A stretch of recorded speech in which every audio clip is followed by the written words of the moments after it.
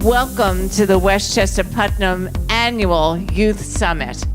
And today we have a diverse group of individuals, panelists who have come from all over to share information about their current profession, as well as some of the various twists and turns along their journey to land them where they are. So we have to give a warm welcome to our moderator, Mr. Daniel Bonet. Is he here? Mr. B? Give him a thunder clap. Give him a thunder clap. Handheld or you up here? Okay. How's everyone doing today? Come on, guys. How's everyone doing today? This is an awesome conference we're having today. So, today, this very moment, we are going to have a panel of fantastic speakers that are going to blow your mind. So, this is the Career Jungle Gym panel, and I'm going to introduce to you our speakers. First up, and once I call your name, just come up, is Julian Salvy. Where's Julianne? All right, Julianne. She serves as an AIC Applications Vice President of Brand. In her role, Julianne is responsible for building brand value across the area of integrated marketing communications. And during her tenure at AIC, she has developed Empower, MindSpark's social responsibility program dedicated to promoting STEM education. With that being said, let's give Julianne a round of applause. Next up, Danilo Vicioso, founder of Authentic Inc. Danilo is 21 years old, student with a home base in White Plains. Give it up to White Plains. White Plains. He grew up in the Dominican Republic and is presently studying at University of Delaware. In 2011, Vicioso launched Authentic Inc.'s graphs, and with a starting capital of only $200. At age 19, he scaled the company, opening an office in LA, California, and peaking at $80,000 in monthly revenue before selling it this past December.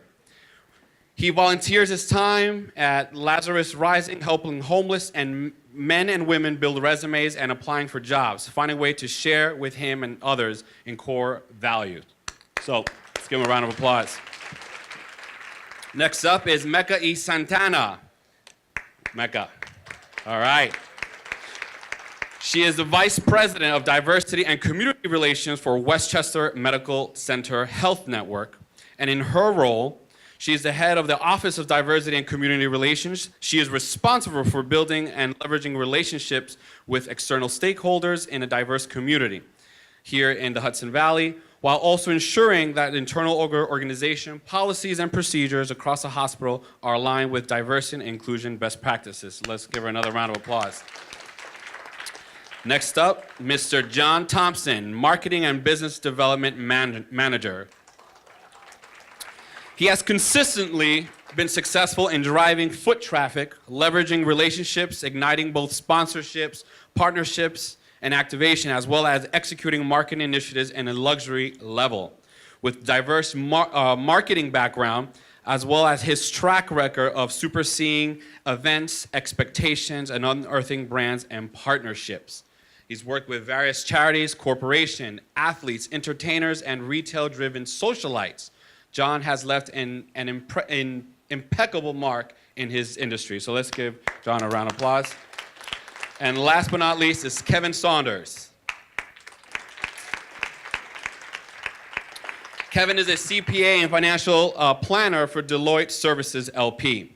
He obtained his BBA and MBA from Pace University, also obtained his CPA, which is a Certified Public Accountant, designation while pursuing a career in tax compliance in Deloitte. He transitioned to the field of wealth management and is currently a financial planner where he helps clients achieve their financial goals. Out of the office, Kevin also aims to motivate, inspire others to be motivational speakers and perform as an artist. So let's give our panel a round of applause. So I want to start off with each of you telling us a little bit about your current role. Who would like to go first? All right. Hello, hello. Great. So before I get started, I just want to give a big round of applause to this whole room. Seeing those ad campaigns, are you kidding me right now?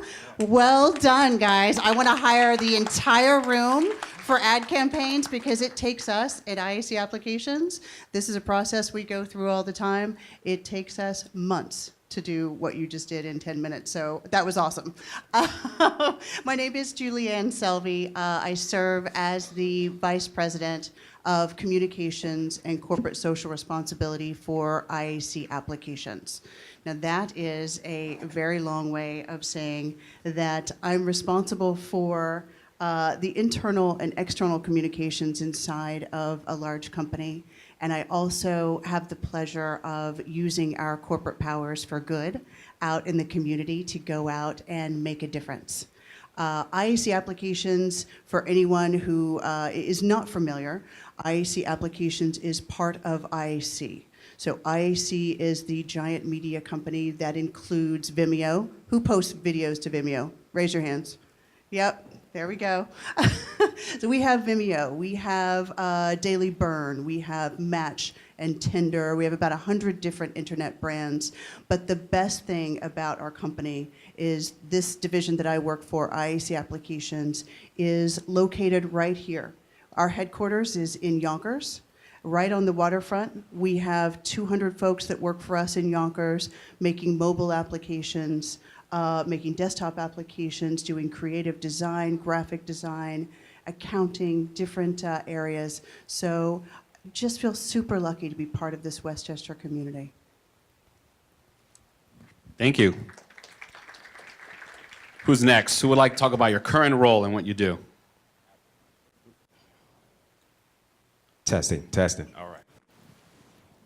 I have to stand up because I'm hiding here behind this pew.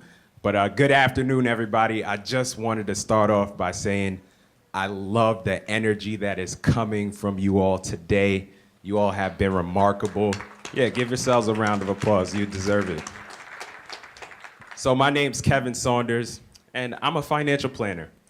I work at Deloitte Services, LP, located in Stamford, Connecticut. But I'm born and raised, Belize actually, but grew up in Yonkers. Right, anybody from Yonkers? Yeah, all right, YO. So, as part of my job, I get to help my clients, who are the partners, principals, and managing directors of Deloitte. I get to help them reach their financial goals, right? So I'm happy with what I'm doing because my work has impact. I wasn't always a financial planner. I was once someone who worked in tax compliance. Anybody ever had fun doing your taxes? No? Right, so you can relate. For that same reason, I had to find another pathway where my work actually meant something beyond giving people even refunds or, telling them that they owe thousands of dollars in tax, right? Not fun. So I love what I'm doing now, but I'm stepping out a little further. I also do motivational speaking, right? And I'm a performance artist as well. Many of you maybe have been to Bowery Poetry Club. No, okay. That's fine. If you ever go down there in New York City, you might spot me on stage during one of the open mic sessions. All right, but anyway, I just wanted to let you all know who I am. I'm really enthused about what I'm seeing around this room, and I'm proud of you all so far for what you're doing, and I'm sure you're gonna achieve your goals. Thanks. Thank you, Kevin. Hello. Hi, guys. I'm Danilo Vicioso, and I'm currently in a little bit of a weird place because after selling my first company, I'm making the move to the corporate world. So this summer, I'll be joining a technology company in New York City as an intern. This is going to be my first time ever working for a company, and just after spending my life as a lifelong entrepreneur, I really want to kind of get to see what that's like because I kind of see life as a group of different experiences, and I can go out and start as many businesses as I want, but just like understanding how a company like the size of Deloitte or any of these other firms work, like what do they do to make like thousands of employees come together and be possible, like, and have that like be successful. So recently I just finished the whole process of looking for that internship. I put tons of hours in, and just like seeing the like success of actually getting that offer is one of the most rewarding experiences of all time. In the meanwhile, I am working on a new project, the potential like researching an issue in marketing efficiency. So right now in influencer marketing, which is basically when you see any of these like girls on Instagram posting a picture with like, you know, protein powder or green tea or just anything different, there's an inefficiency in that market. So I'm doing an independent study to identify a solution for this issue. And hopefully what I learned through the corporate world this summer will kind of help me in when I want to start my next business. So that's kind of where I'm at right now.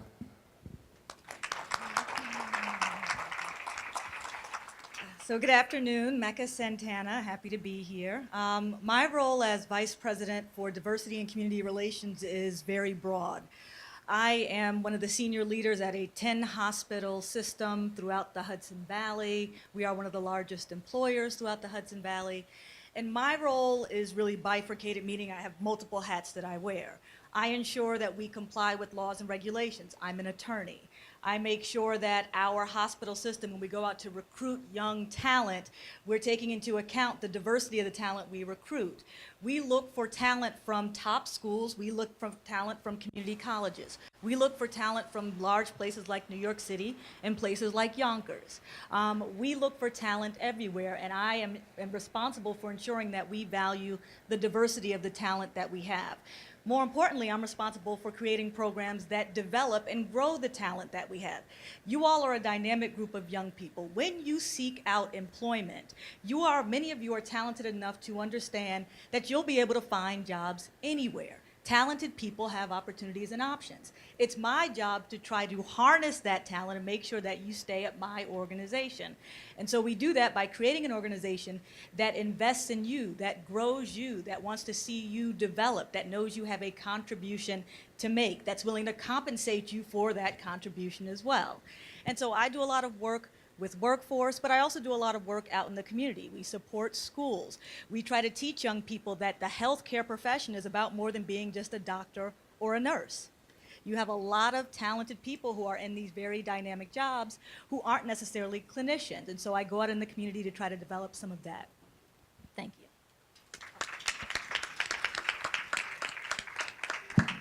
All right. So what's going on, y'all? My name is John Thompson. I am the Marketing and Business Development Manager at the Galleria Mall here in White Plains. Just by show of hands, can I see if you guys have been to the Galleria Mall recently? Raise your hands. All right, so all of y'all are my people, so I'm speaking to the right crowd. If not, I was about to walk out. So essentially, my role at the Galleria in terms of marketing and business development, for those of you that do or don't know, the Galleria Mall for an extensive amount of time was stalled. It was kind of looked at as like the #2 mall in White Plains. We don't have to say what what that other property is, but the Galleria was like, if you go into the Galleria, it's like you're in and you're out, right? Galleria was recently acquired by Pacific Retail Capital Partners. That means nothing to any of you guys. What it does mean is that they brought in a new team, so it's under new ownership, it's new management. I'm a part of the new team, and my current role is to make sure that the Galleria is lit. That's it. To make sure that there's events going on, there's activations going on, but more so, what I bring to the table is the ability to think outside the box. Just like you, I view things completely differently. I'm super informed and influenced by hip hop, by my culture, which makes me a great fit for the Galleria Mall because the Galleria Mall is a multifaceted mall, but it also resides in a community which also resonates and is influenced by hip hop and pop culture. So you'll see like different activations, various events that we're doing at the Galleria. We recently just had a slam dunk event. I'm not sure if you guys are in attendance for that. We had a catwalk fashion event where you did a catwalk you did your walk on the runway. And most recently coming up, self-plug, we are doing a SneakerCon event on the 27th of May. So my job is to bring these different activations and events to the Galleria, and I do it by doing it outside the box. Obviously, we anniversary those traditional events in terms of Santa coming to town, the Easter Bunny, et cetera, but I like to think outside the box. So like a slam dunk event hadn't happened in a mall before, and I said, well, why not? SneakerCon event hadn't happened in a mall before, and I said, why not? So that's currently what I do. I see a lot of familiar faces out there. Hello, what's up? I see a lot of familiar faces, and hopefully I'll get to know you guys as we progress. Thank you. So let me just say, start thinking. I'm going to open it up to the crowd in a few, but just start thinking of questions you may want to ask our panel, okay? So if you think of something, write it down, right? You guys all have pads. So I'm very impressed that there's such a diverse background, and as you can see, different career opportunities and pathways, right? So Julie, I have a question for you. What was your path in getting to the current role that you have now?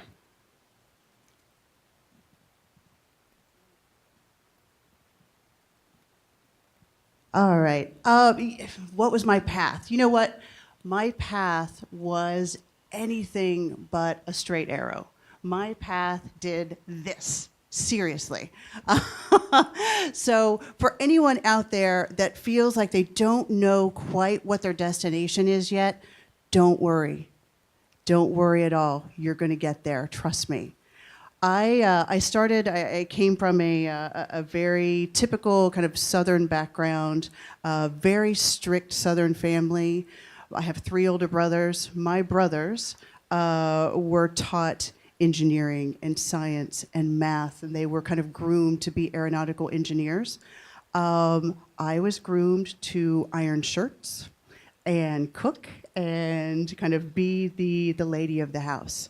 When it came time to pick a college degree, I so envied my brothers and I so looked up to them. I said, I want to major in biochemistry. I was really good at my sciences, and I remember my dad saying, nope, that's not what girls do. Girls don't do science, they don't do math. I thought, oh, I was heart-wrenched. And I had to go back to the drawing board and think about it and think about, okay, my parents they're kind enough to help me with my studies, but he's never gonna say no to biochemistry or science. So what else can I do? This was a moment of real self-awareness for me where I said, what am I good at? What do I want to do? I was a really good writer, still am a good writer. I love writing, I love working with people. So I said, you know what, I'm gonna make my major. I'm going to make my major journalism, communications, PR. But every ounce of my spare time, I'm going to go into a lab. I'm going to use all of my electives to follow my dreams for science. I knew that it was my job. I didn't have a paying job at that time, but my job was to make opportunity for myself. So that's what I did. I got my degree in journalism and communications, but got my minor in biochemistry on the down low.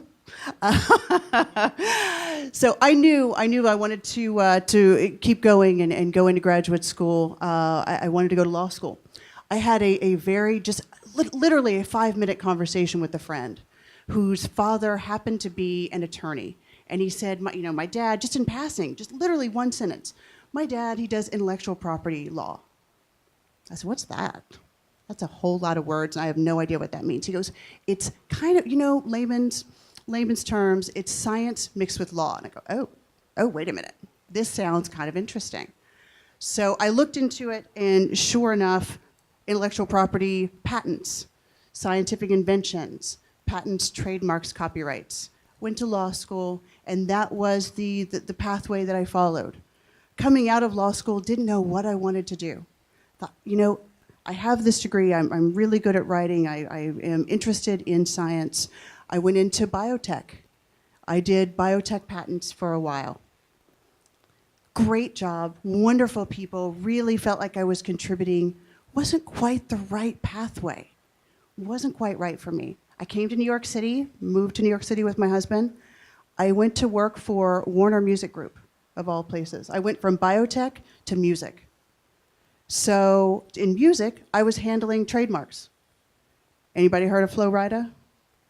Yep, that trademark, thank you very much. So I was doing trademarks and intellectual property and a lot of writing at Warner, and still wasn't quite right.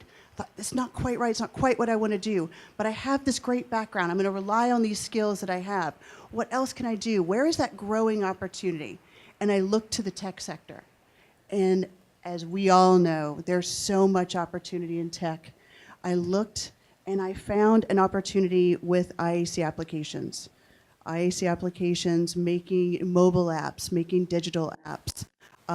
So everything that we see on our computers is the sector that I now work in. So from the kind of background of legal and law and contracts, still wasn't quite right. Not quite there yet. I had that background in communications. I said, you know what? I want to go back to my roots in communications. I want to stay in tech. I know I'm in the right place. I'm almost there. But I want to move over to communications. And I really want to do outreach with the community. I want to pay it forward and show other kids that they can have their dreams fulfilled in tech. I want to make sure that we as a tech company are being good citizens. We are creating a sustainable business, that we are helping others as they come up through the job ranks, and that we're being a good community partner. So that's what I do now, from journalism and PR all the way to a tech company. Wow, that's impressive. And you know, what I can see that there's so many skills and advice that you received from so many people as you were growing up that led to your career choices, from sciences to law to marketing to what you're doing now. With that being said, I'm gonna turn over to Kevin. You said earlier that you wanted to find a pathway, right? And you were doing taxes. You know, so how did you find that pathway? What guided you? What motivated you to move into the direction that you are in now? Well, I'm glad you asked that question, because I could spend this time talking about me, but I've interacted with a few of you today, and I want to impart some advice for you. Because there was a point in time when I didn't know what I wanted to do, right? Anybody in here can relate to that right now? Yeah, I see a lot of hands. So I'm gonna sum this up for you with 4 questions that I want you to ask yourself. You could go ahead and write these down. If you're not sure where you wanna go, what you wanna do with your life, ask yourself these 4 questions. Question 1, what are you passionate about? What activities, hobbies are you passionate about? Y'all got that? Y'all got that? All right. Question number 2. What are some of the pathways that you see to achieve the goals that you set? What are the pathways that you see to get to the goals that you set? Question number 3, are you willing to commit to achieving those goals? Are you willing to commit to achieving those goals? We know it's not going to be easy. You're going to have obstacles in your way. Are you willing to commit to achieving those goals? Question number 4, do you believe that you can achieve your goals? Do you believe that you can achieve your goal? That question is fundamental. Without belief, belief in yourself, belief from your network, right, and supporters, most of us are gonna fall short of our goals.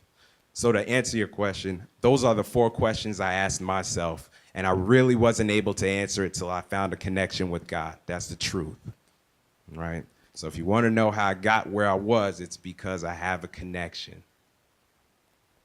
That's all I have to say about that. Thank you. Thank you, thank you. That being said, Danilo, as an entrepreneur, what advice can you give to the students here? What have you learned, and how has it helped you overall? I know you're starting an internship now. You sold your business, thinking of new ideas. So I know that your path is still going. So what advice and what have you learned in what you have been doing? All right, this is really simple, and it's going to sound stupid, but just fail. Everything that I've learned has been a result of my failures. And I know the CEO of IBM, I forget the original, like the founder of IBM, I think his name was Thomas Watson. He had this famous quote that said, if you're not failing, you're not learning. And the thing is everything that I've been able to do has been a direct result of me failing. So I started out with a lemonade stand or washing cars, and some things worked, and that was great. But I was just a success and like a quick dopamine rush. But it was nothing. When I failed, it's like what I learned from that was able to have me grow. Just like the most, and that happened within my entire business. I failed in so many ways, but I was lucky enough to learn the right thing to put me in the place to sell it. What I'm working on right now is a result of a previous failure. And if I didn't have that failure, it never would have happened. So what I did was I launched a website selling Christmas sweaters. And I swear to you, these were the coolest Christmas sweaters you ever saw. But what I realized was that how am I going to actually get people to the page? And I realized I wasn't alone in that problem. And so what I saw there was a macro problem, and there needed to be a solution to that problem. And if I hadn't failed, then sure, I would have made a decent amount of money with the Christmas sweaters. But, what would that have given me? Another pat on my shoulder, like something to brag about? Like, there's not, like that's a short-term win. But me understanding like a massive macro problem, I now like have been dedicating my time to finding a solution. And I found one, and now I'm in the process of testing it. And this is way bigger because I've learned to think bigger through my failures. So if I could suggest kind of anything to anyone aspiring to be entrepreneurs, like it is just go out and fail because you're going to learn more than anything. Thank you. Thank you. With that being said, failure, right? Mecca, this question is for you. Your role as a diversity and community relation, I mean, you just expressed not too long ago all the hats that you wear. It seems like it's a very, very important role. So 2 questions, and the questions are, how do you manage to balance work, family, and life? And do you worry about failure? And briefly, tell us. So a couple of things. The first question I'll answer with another question. I recently sat on a panel on women's global leadership at the United Nations. And you had all these dynamic female leaders. And the question got asked about work-life balance. And the response I gave was, it's interesting because that's a question that's rarely asked of men. Women leaders get asked often how they balance work and children and how do we manage it all. But if you noticed, our male counterparts don't get asked. It's a given that they balance it like they do everything else. And so my response is I balance being a leader, I balance being a mother of 2 like I balance everything else. And that ties into diversity, I think, in how we view women in the workplace, how we view people of color in the workplace. The role that I have, and more organizations are creating roles like mine, and just so you understand, prior to this role, I was the Chief Diversity Officer for the state of New York. I was appointed by the governor to that role. And these roles are so important because diversity isn't something that's good to do for organizations. It's something businesses need to do if they want to continue to innovate, if they want to continue to sell to diverse markets, et cetera. And so diversity isn't something that's, again, that people should do. It's what organizations have to do. And I'll share a story with you. At one point, I ran, because many of you are students, so you can appreciate this. I ran the Civil Rights Office for the largest school system in the country, the New York City Department of Education. This is a tremendously diverse school system in an inner city. And we were hiring for senior leadership positions. And I was talking to one of my counterparts, and she said to me, Mecca, if I see a resume from Harvard, it automatically goes to the top of the pile. If I see a resume from CUNY, the City University of New York, or SUNY, it goes to the bottom of the pile. And I said to her, and I kind of embarrassed her in this meeting, but she deserved it, I said, so let me just understand. We serve inner city, diverse, black, brown, usually poor student populations. This is who we have given our life to serve. And yet, you just said you wouldn't hire many of the students who we profess to serve every day. Because the reality is many of our students won't go to Harvard. You know where they'll go? CUNY or SUNY like I did. And so this is why diversity is so important. The people who are in positions to run organizations, the people who are in positions to make decisions about who to hire and where we find talent, we need more of those people to be diverse. We need them to appreciate the fact that not all talent will be dressed in a phenomenal suit. Some talent will be dressed like this. and they each have a contribution to make. That not all talent, thank you, that not all talent, again, comes from the perfect situation. Some of them come from situations that are messy. Some talent takes a path that is not a straight, linear path. But everyone has a contribution to make, and it's our job to tap into that contribution. And for you, again, I see myself reflected in many of the young people here, and I'll tell you, I was someone who always knew I wanted to be an attorney. But you know what? When I was coming up, there were no attorneys who looked like me. And so I was driven because I knew that's what I wanted to do, but I can also appreciate the fact that in my current position, I'm able to create opportunities for other young people, both who look like me, who don't look like me, but creating opportunities for all of them. And so I have a 9-year-old daughter, and it's interesting. She came to me to a banquet recently, and I was giving a speech, and I sat down, and they went to give me flowers, kind of as a congratulations, and my daughter got up and accepted the flowers for me. And I laughed, but I also sat there and watched her, and I said, you know what? My daughter will always be comfortable in a room like this. She has grown up assuming I could be anything I want because I've always seen my mother be the boss. I've seen my mother on a stage. I've seen her give a speech. I've seen people appreciate her for the contribution she makes. And so it's our obligation to always put you young people in positions where the expectation is greatness. The expectation is success. This should not be the anomaly. You should be looking and assuming, where's the chair up there for me one day? That's what this forum does. That's what diversity is all about. It's appreciating that in everyone. Thank you. And keeping the spirit of diversity and culture, John, I have a question for you, and if you can answer this briefly so we can move on to our last question that's for all of you.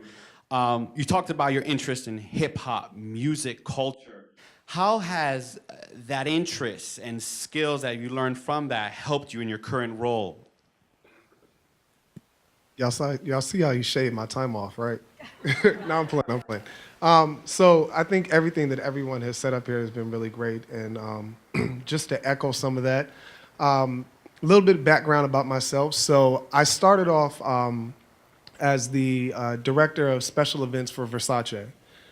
So I oversaw all special events for North America for Versace. So anytime Donatella came into town, if there was an event, if there was a grand opening, the New York Fashion Week when we launched the Versus collection, all of that I oversaw. And I'm going to land this plane in a second because this has a lot to do with hip hop, right? So for a long time, going into corporate America, I'm from Los Angeles. So for a long time going into corporate America, I felt like the odd man out. Not because I had on jeans and a sweatshirt, because obviously I wore a suit when I was in the office, but just because my life experiences did not necessarily mirror those of my colleagues and my counterparts, right? But in that was something that made me stand out because I was able to look at things differently, right? So when you look at hip hop just isn't about rap, right? The breeze of hip hop is felt across the globe. You can go to Japan and they might not know how to speak English, but they know a lyric from Jay-Z, right? You can go over to Korea, and I've been to these places, and they might not know how to pronounce your name, but they know Beyonce's Crazy in Love. Hip hop is that connecting thread that connects everyone. It's like food, it's like fashion, it's like family. Everybody can relate to it. So at Versace, I quickly realized that I was able to assess problems differently. When I came on to Versace, we were averaging in terms of net sales for events about $2,500 per event. Now, that means nothing to you guys, but that basically boils down to we have a room full of people, it's about 100 people in here, one woman has purchased a pair of shoes for the entire event. So that event is a fail. So when I came on, that's what I inherited. I was able to reshape events for Versace. I was able to reshape the way that we tackled our events. I pulled in my relationships with different NBA players. I pulled in my relationships with various celebrities. And because I had the bravado that, you know, from being in the streets, and not necessarily in the streets, because I had a great upbringing, but just from having to be so resilient, I didn't necessarily see it as a problem. I just saw everything as there's a solution, I need to find it. So long story short, I'm killing it at Versace. Did the first $100,000 event at our Fifth Avenue boutique, first $100,000 event at our Rodeo Drive boutique. I'm pulling in celebrities, rocking, rolling, go to Donna Karan. I'm at Donna Karan now, essentially doing the same thing. Why am I telling you this? I'm essentially saying all this to say, what makes you different is your strength. Don't look at it because you're sitting in this room or because you're going to a CUNY school or, whatever, those negatives that we put on ourselves when we look in the mirror. You really have to look at yourself and say, I am an anomaly, and that's amazing that I'm an anomaly. Why? Because number one is an odd number. So for me, going into this industry, going into this role, it worked for me, being able to look at things differently because I wasn't caught up in terms of being in the box because I was already out of the box, right? So at the end of the day, I just want to say this, and I'm not trying to be on a soapbox, and I'm definitely not trying to preach to you guys, but whatever those hang-ups that you guys have that you feel are holding you back, hang it up because you're holding yourself back. All the life experiences that you've accumulated along the way, it may not make sense now, but somewhere down the line, it's going to click and it's going to make sense. For me, a lot of the life experiences that I went through when I was going through it, didn't understand it, but once I got to where I was, if I didn't have those experiences, I wouldn't have been able to do what I did. And so much so now that I'm sought after. So I came onto the Galleria because they wanted me to help reshape that property. So I'm just a kid from LA, but I'm out here in New York, and I'm now reshaping a $75 million project. A kid who failed algebra, right? So again, I'm just saying all that to say, don't limit yourself. I just use hip hop as an analogy because it's music. I mean, hip hop is the jazz of this era. So, jazz back in the day was considered trash. Depending on who you talk to today, hip hop is trash. But at the end of the day, your life experiences shape you, and use that. Use it. Just like how she said earlier, you should be looking at this stage and saying, where's my seat?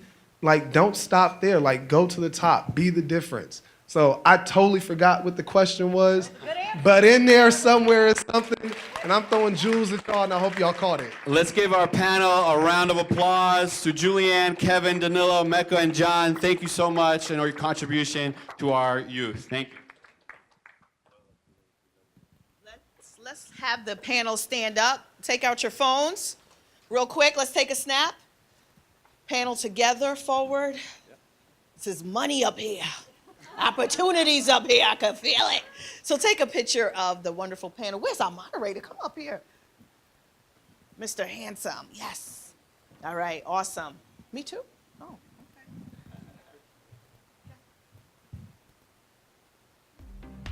Awesome, let's give them a round of applause for all of that great information.